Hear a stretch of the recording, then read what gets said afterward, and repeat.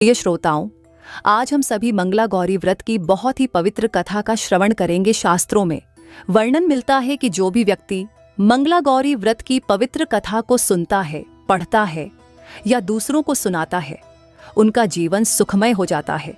और जो भी कन्याएं मांगलिक हैं या फिर जिनका वैवाहिक जीवन सुखद नहीं है, या जिन कन्याओं का विवाह नहीं हो पा रहा हो, या फिर किसी के पति या पुत्र पर किसी प्रकार का कोई संकट है, तो वह इस कथा को सुनने मात्र से ही दूर हो जाता है।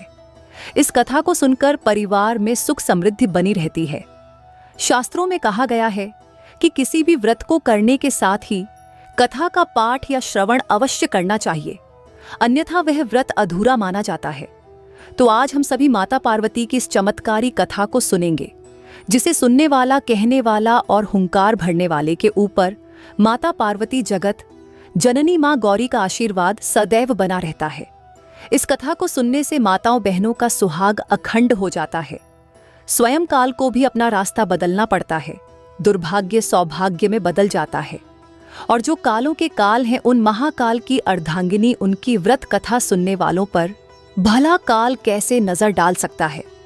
इसलिए अपनी संतान और अपने पति की लंबी उम्र और सुख शांति के लिए माता पार्वती का ध्यान करते हुए बहुत ही भक्ति भाव से, श्रद्धा और विश्वास के साथ इस कथा को सुनिए।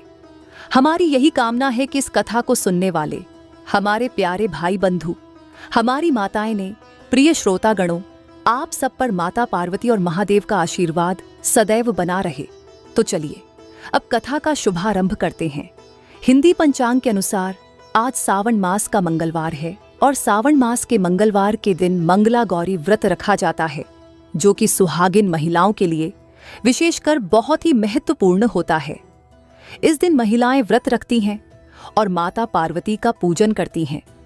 कहते हैं कि माता पार्वती और भगवान शिव की कृपा से अखंड सौभाग्य और सुख समृद्धि का आशीर्वाद मिलता है। मंगला गौरी व्रत के दिन माँ गौरी की पूजा करने के साथ ही कुछ मंत्रों का जाप करना जरूरी होता है, जिससे सभी मनोकामनाएं पूरी हो जाती हैं। मंत्र है सर्व मंगल मांगल्य शिवे सर्वार्थ साधिके शरण त्र्यंबके गौरी नारायणी नमोस्तुते कपूर गौरम करुणा अवतारम संसार सारम भुजगेंद्र हारम सदा वसंतम हृदयार अरविंदे भव भवानी सहित नमामि हरिंग मंगले गौरी विवाह बाधाम नाशय स्वाहा। पौराणिक कथा के अनुसार एक बार एक नगर में एक व्यापारी अपनी पत्नी के साथ बड़े सुख से रहता था।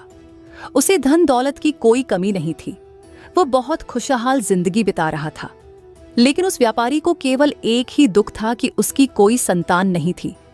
इसलिए सारी सुख सुविधाएं होते हुए भी दोनों पति पत्नी खुश नहीं रहते थे। फिर एक दिन की बात है, उन व्यापारी के घर में एक साधु आए। व्यापारी ने उनका खूब आदर सत्कार किया और फिर उन्हें अपने दुख का कारण बताया। साधु ने व्यापारी की पत्नी को सावन में मंगलवार को किए जाने वाले मंगला गौरी व्रत करने की सलाह दी। साथ में पूजा विधि के बारे में भी संपूर्ण जानकारी दी। इसके बाद व्यापारी की पत्नी ने सावन माह के पहले मंगलवार से ही मंगला गौरी का पूजन व्रत करना शुरू कर दिया।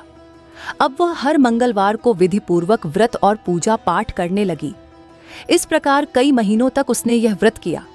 एक दिन उसकी धर्मनिष्ठा से प्रसन्न होकर माता पार्वती ने भगवान शिव से व्यापारी और उसकी पत्नी को संतान प्राप्ति का वरदान देने के लिए कहा। व्यापारी को उसी रात स्वप्न में एक दिव्य शक्ति ने दर्शन देकर कहा, हे व्यापारी, एक आम के पेड़ के नीचे भगवान गणेश की मूर्ति विराजमान है। तुम उस पेड़ से आम तोड़कर अपनी पत्नी को खिला देना, इससे तुम्हें संतान की प्राप्ति का सुख मिलेगा। व्यापारी ने अगले दिन सुबह उठकर अपनी पत्नी को इस सपने के बारे में बताया और वह उस आम के पेड़ को ढूंढने निकल पड़ा। बहुत देर तक ढूंढने के बाद आखिरकार व्यापारी को वह आम का पेड़ मिला, जहां भगवान गणेश की मूर्ति विराजमान थी। उसने आम तोड़ने के लिए उस पेड़ पर पत्थर मारना शुरू कर दिया। पत्थर फेंकने से एक आम तो टूटकर नीचे गिर गया, लेकिन गलती से एक पत्थर जाकर भगवान गणेश जी की प्रतिमा को लग गया, जिससे भगवान गणेश क्रोधित हो गए और उन्होंने प्रकट होकर उस व्यापारी को श्राप देते हुए कहा, हे स्वार्थी मनुष्य, तूने अपने स्वार्थ के कारण मुझे चोट पहुंचाई है।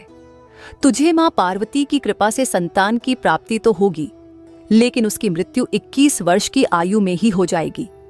यह सुनकर व्यापारी बहुत घबरा गया और वह घर वापस चला गया। उसने वह फल अपनी पत्नी को खिला दिया, लेकिन इस घटना के बारे में किसी को नहीं बताया। कुछ समय के बाद भगवान शिव और माता पार्वती के आशीर्वाद से व्यापारी और उसकी पत्नी को पुत्र की प्राप्ति हुई, जिससे उन दोनों की खुशियों का ठिकाना नहीं रहा। लेकिन साथ ही साथ व्यापारी इस बात से भी चिंतित था कि उसका पुत्र अल्पायु होगा। देखते ही देखते वह बालक 20 वर्ष का हो गया और अब व्यापार में अपने ने पिता का हाथ पटाने लगा। एक दिन घर लौटते समय वह व्यापारी पेड़ की छांव में तालाब के किनारे बैठकर अपने पुत्र के साथ भोजन करने लगा। तभी वहां कमला और मंगला नामक 2 कन्याएं कपड़े धोने के लिए आई और कपड़े धोते हुए आपस में बातें करने लगी। कमला ने मंगला से कहा कि मैंने सावन मास में प्रत्येक मंगलवार को मंगला गौरी व्रत रखने का निश्चय किया है, इसलिए तुम भी मां पार्वती को समर्पित यह व्रत अवश्य करना। इससे माता पार्वती प्रसन्न होती हैं और आप पर उनकी कृपा दृष्टि बनी रहती है। इसे करने से मनोवांछित वर और अखंड सौभाग्य की प्राप्ति भी होती है। कमला की बात सुनकर मंगला भी इस व्रत को करने के लिए तैयार हो गई। दूसरी ओर व्यापारी ने दोनों कन्याओं के बीच का यह पूरा संवाद सुन लिया।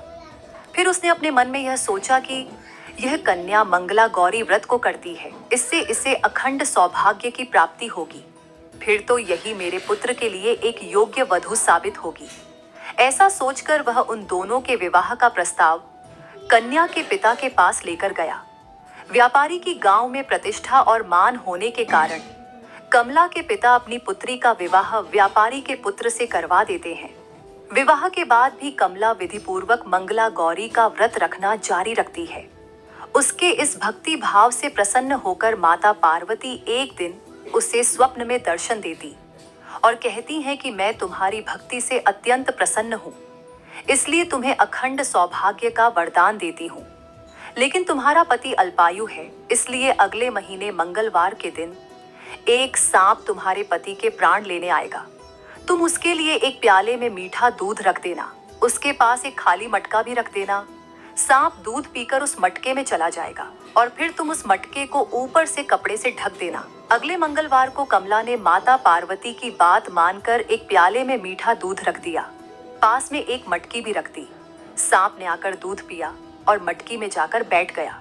कमला ने तुरंत ही उस मटकी पर कपड़ा बांधा और उसे जंगल में छोड़ आई।